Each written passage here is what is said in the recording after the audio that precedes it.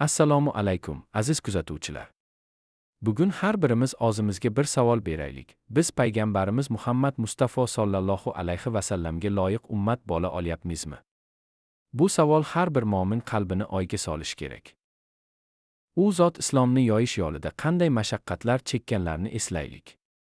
Toshbo'ron qilinganlarda ham, eng og'ir kunlarda ham doimo ummatim deya qayg'urdilar. U zotning fidokorliklari bizga ibratdir. Olamlarga rahmat bo'lgan payg'ambarimizning bir duolari bor ediki, uni qiyomat kuniga saqlab qo'ydilar.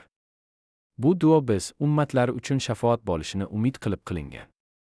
Bu qanday buyuk muhabbat. U zotning bu qadar mehribonliklariga javoban biz bugun nimalar qilyapmiz? Har kuni u zotga salovatlar aytib, sunnatlariga amal qilyapmizmi? Yoki dunyo gavgolari bizni chalgitib qo'ydimi?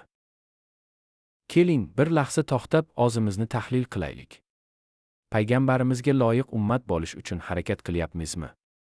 U zotning shafqatiga sazovor bo'lish uchun nimalar qilishimiz kerak?